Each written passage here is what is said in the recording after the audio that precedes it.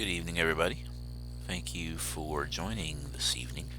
It's been a couple weeks since we've had our last class, and today we're going to continue what we left off with. And we were talking about Onward to Canaan, and we started with the book of Exodus, talking about how they left Exodus.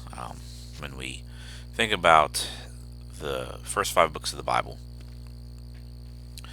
it's known as a couple of different things. It can be called the Torah, which is an old Jewish description of it. It can be called the Pentateuch, which means the book of five. Penta meaning book, and Tuch meaning five.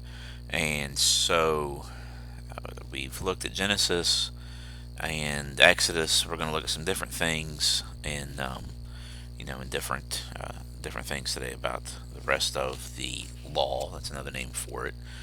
And before we move on next week to what we're going to start looking at, which is Joshua, Judges, and Ruth. So again, this is just really a crash course, an overview of the Bible that we are going through during this time.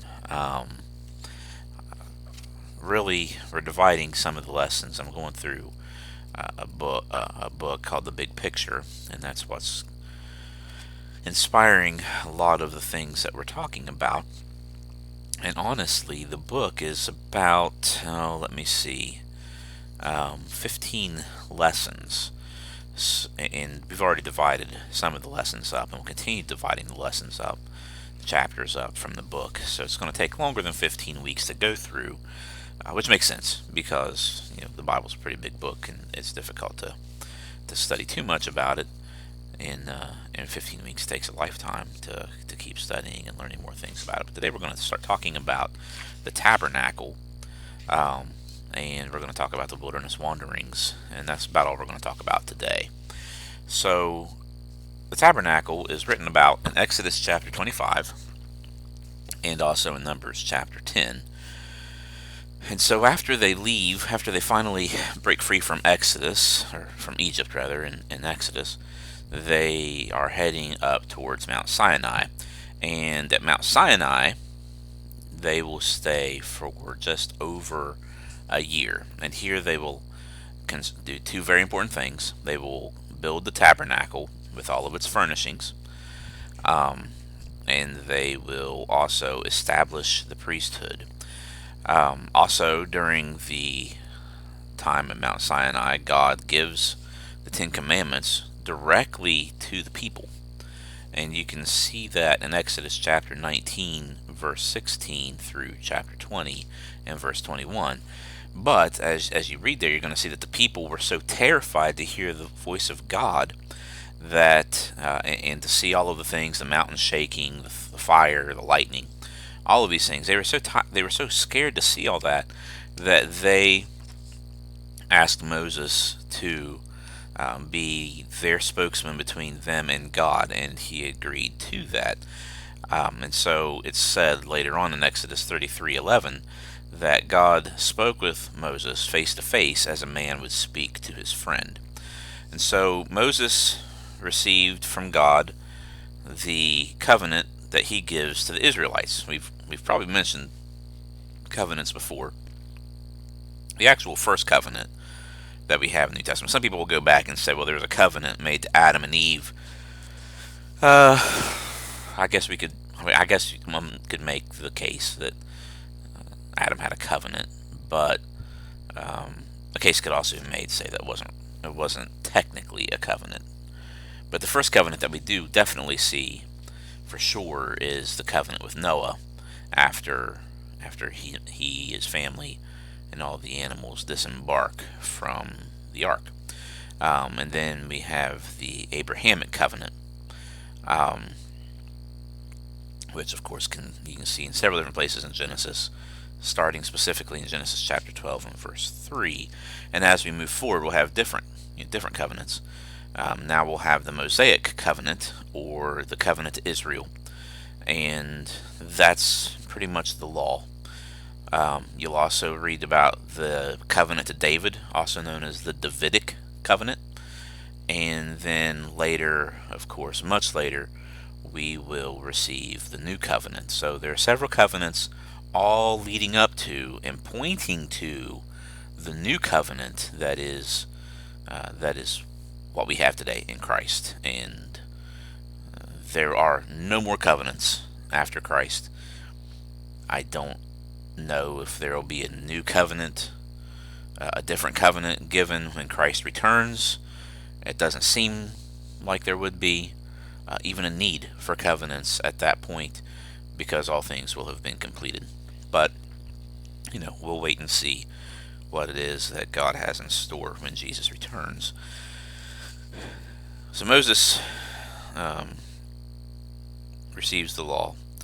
According to Jewish scholars, there's more than just 10 commandments throughout Exodus through Deuteronomy. There's more like 613, 615, something like that. And of course, they are interspersed throughout Exodus through Deuteronomy. The rest of the books of Exodus through Deuteronomy are narrative, continuing the story of Israel when they went to Canaan. Of course, we know the Ten Commandments are found in Exodus chapter 20. You shall have no other gods before me. You shall not make any graven image. You shall not take the Lord's name in vain. Remember the Sabbath day. Honor your father and mother. You shall not murder. You shall not commit adultery. You shall not steal. You shall not bear false witness. And you shall not covet. Those are the 10 laws, but there are other commandments that are specific to Israel. All of these commandments that we have, with the exception of the Sabbath law, are universal, before and after Moses.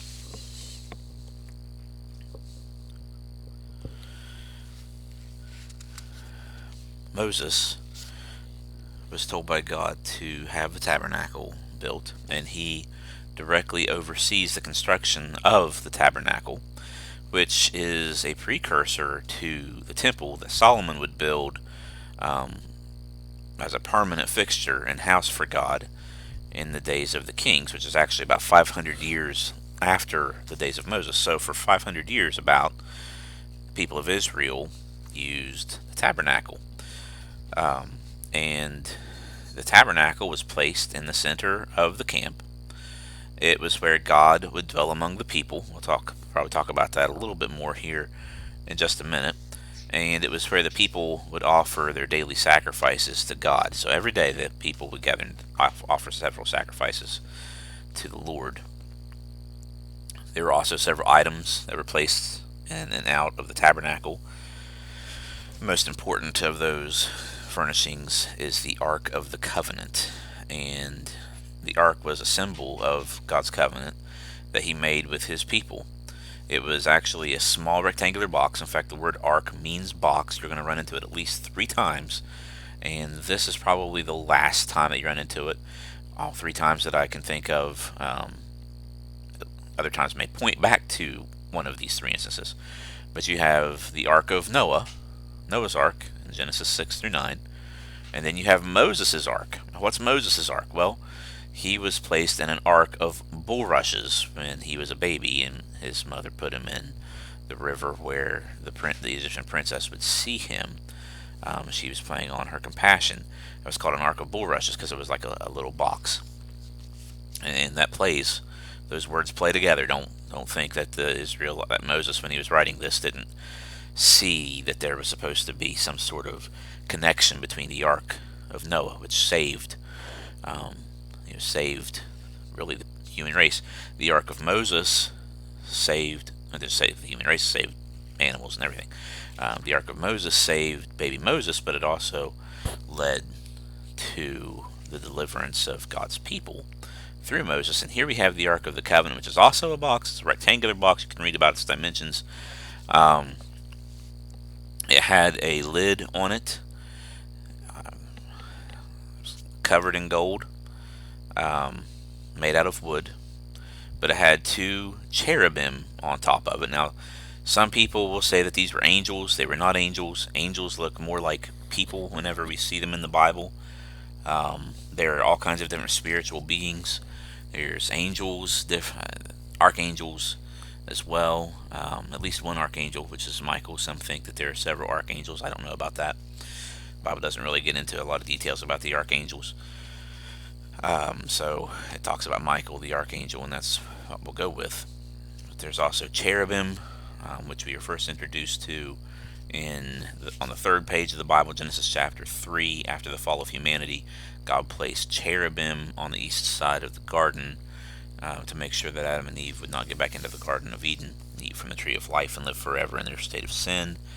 Here we're running into them again. Whenever you run into cherubim, they are guards. They don't look like people.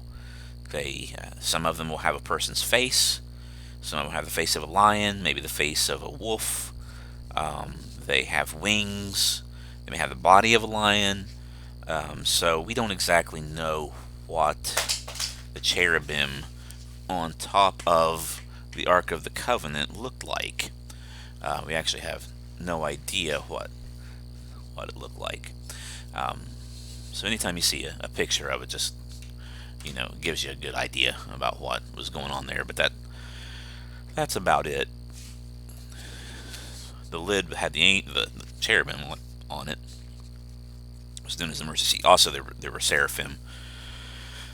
We read about them in a couple of different places. They are interesting creatures. They have the word seraph has a connection to the word serpent, but they have 6 wings, a pair to fly with, a pair to cover their face with in the presence of God. They're considered the most holy of the spiritual creatures, but they themselves are not even holy enough to be in God's presence without covering their face, and then to cover their feet with, which just is a euphemism to say that they were being private, covering themselves from being exposed in the presence of God. That's neither here nor there. Coming across them in Isaiah, you'll come across a cherubim more than almost any of them. And here we have it. And it was called the mercy seat, and it was the mercy seat, and in the Ark of the Covenant was placed in the most holy place in the tabernacle. So you had like a courtyard, and then you had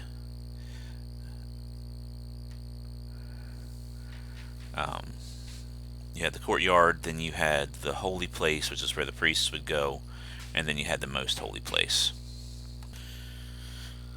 Sorry about that, I had a little interruption. But so you had the Ark of the Covenant. The high priest would see the Ark of the Covenant once a year on the Day of Atonement, and he would sprinkle blood on the mercy seat.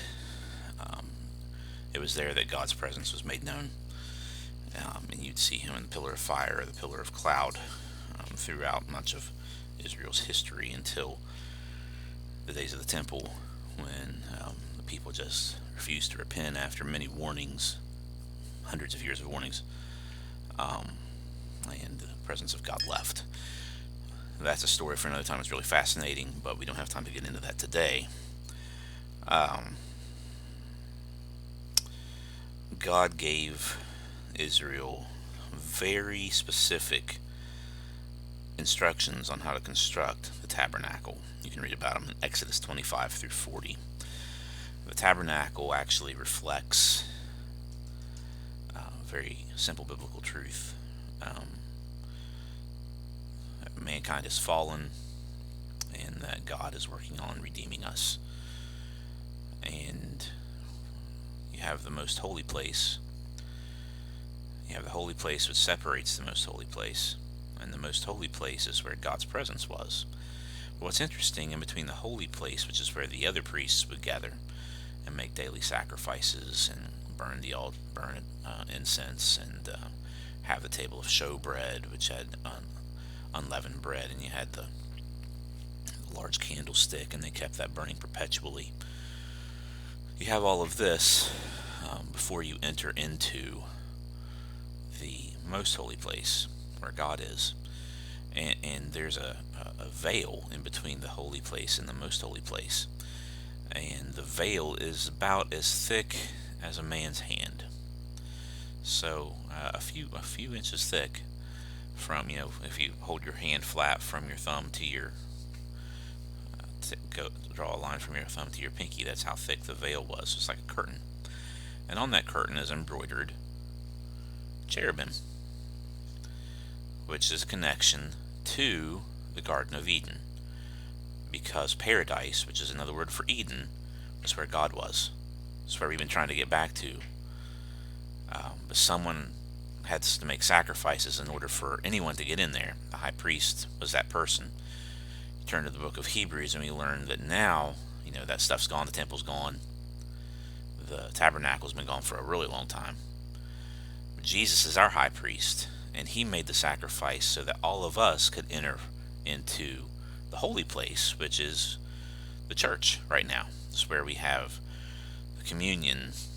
It's where we have our light. We are light of the world. Our prayers are called incense in the book of Revelation. So the tabernacle worship system is very symbolic of the church, and someday we will enter into the most holy place because of what our high priest has done. And that most holy place, of course, is where God is. So it is very symbolic of what is to come. It's a very interesting study. If we approach it from that angle, if we just approach it by looking at it like, oh, here's this furnishing, here's that furnishing, it gets pretty boring pretty quick. But if we look at it as something that looks back to creation and forward to the new creation, when Christ returns and we live with him forever, eternally, then then it becomes something much more interesting. At least it does to me.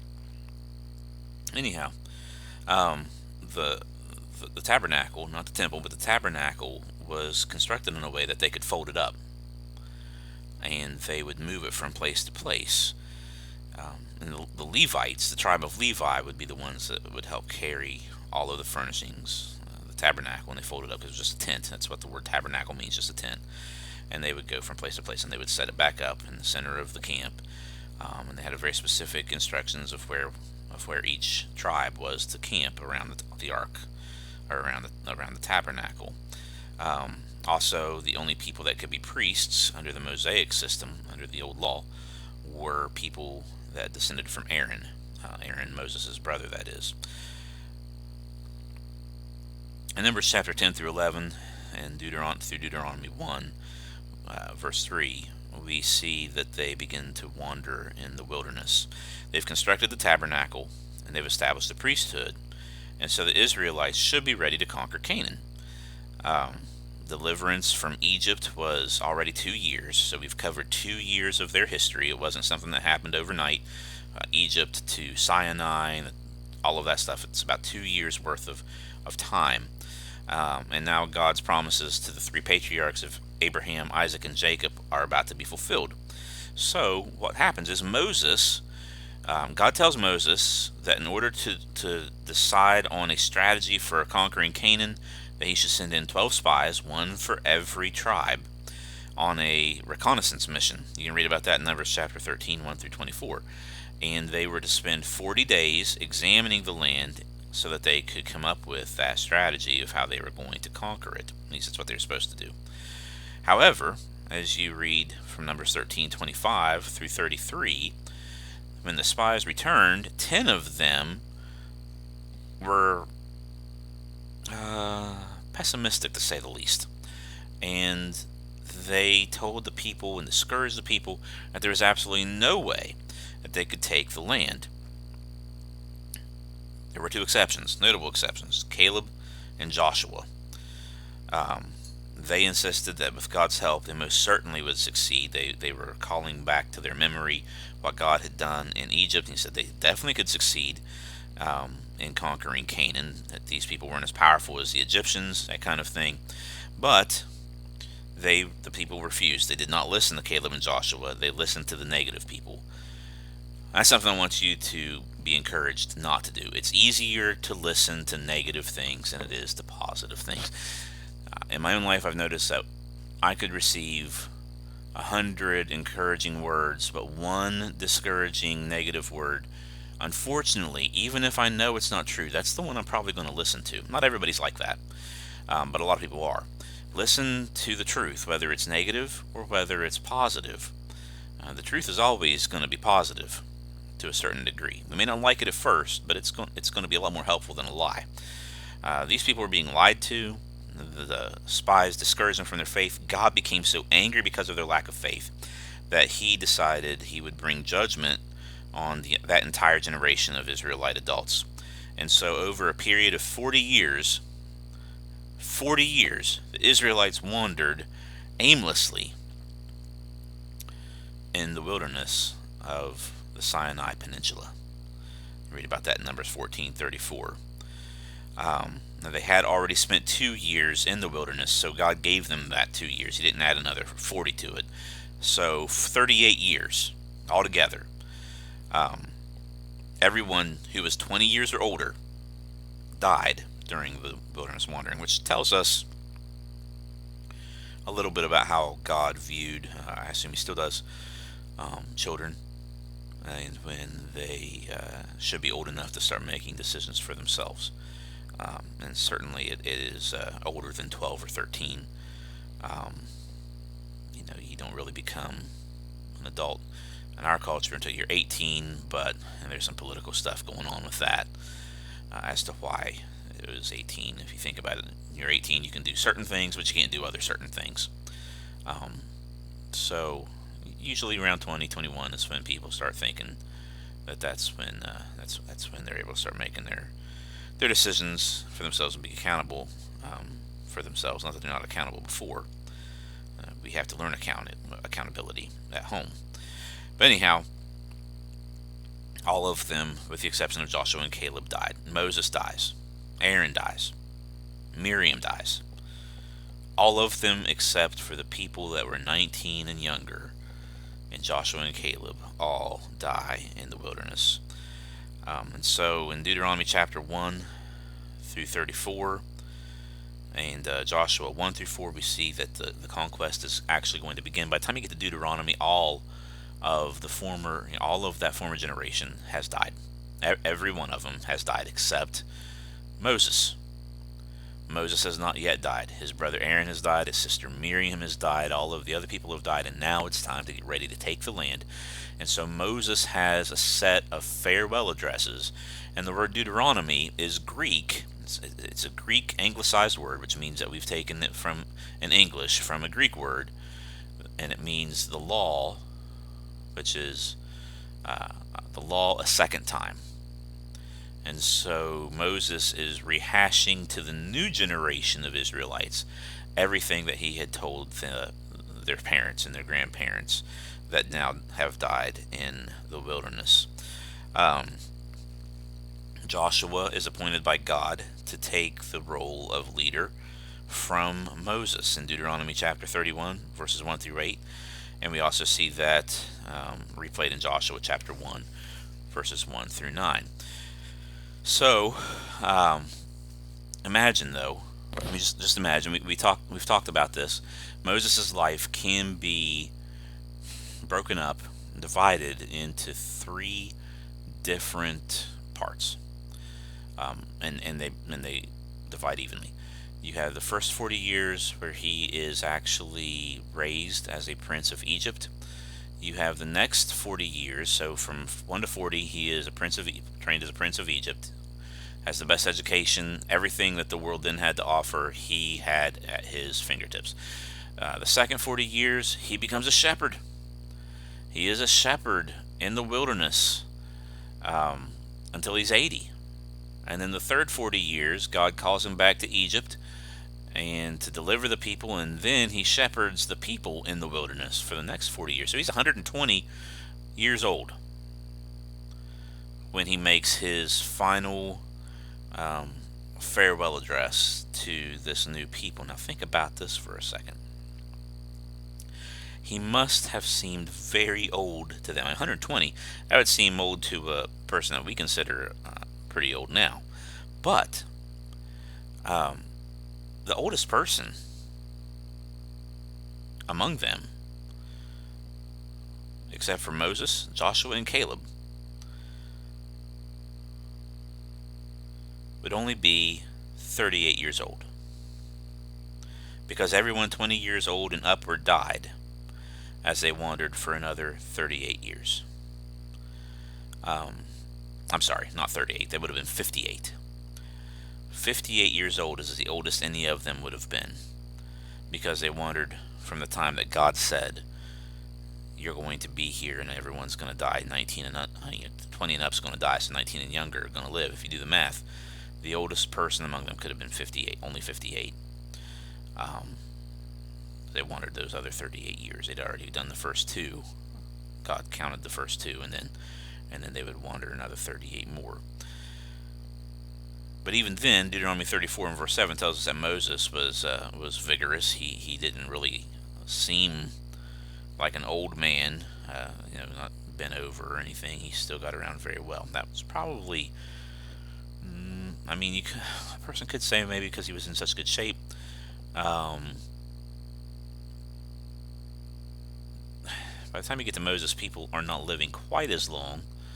Obviously, people started dying sooner after the ark. People were living to be 900, almost 1,000 years old before the flood. Something must have happened to the earth that cannot sustain our lives that long.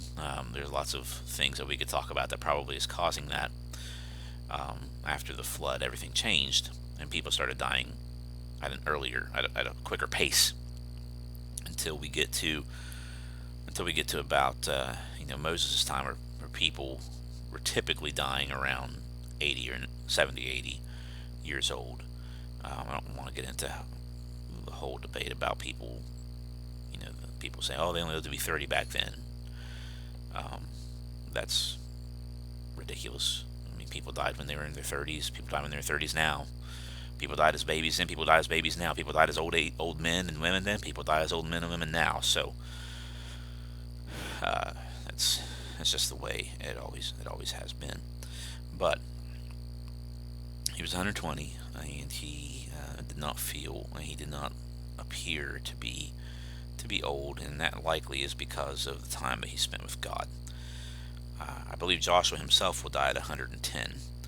But anyhow, in Deuteronomy 18, as we close out, God gives Moses a prophecy, and he says that God will raise up for you a prophet like me from among you, from your brothers. It is to him you shall listen. That's Deuteronomy 18:15. And even though the primary fulfillment of that prophecy oftentimes has multiple fulfillments, and many of them are ultimately fulfilled in the person of Jesus. Joshua was the primary fulfillment of that prophecy. In fact, Joshua may not have been a prophecy because God had already pretty much selected him, and Moses was saying, "You got to listen to Joshua." But it has a prophetic tone to it. And by the time you get to the New Testament scriptures and the Gospels, the people are expecting the prophet to come, capital P. Some of you thought that John the Baptist might have been that prophet, but of course he wasn't. Jesus was that prophet. Now, they were expecting the prophet, they were expecting Elijah, and they were expecting the Messiah. John the Baptist was Elijah, though he was not the reincarnated Elijah. We'll talk about that at a different time. They didn't think that the Messiah and the prophet would be one and the same, but he was, and so they didn't see Jesus as what he was. But we are told that he was the prophet in Acts chapter 7, verse 17, or verse 37 rather, that this passage, Deuteronomy 18, refers directly to Jesus. Moses was the first lawgiver, and Jesus will be the second and the final lawgiver. That's all we're going to talk about this evening, guys. I appreciate you listening in. Again, we will start discussing the books of Joshua and Judges and Ruth next week. So if you want to do a little bit of study on your own before we get to that point, I encourage you to do so. I hope you all have a good evening, and hopefully we will see you in a few days. God bless.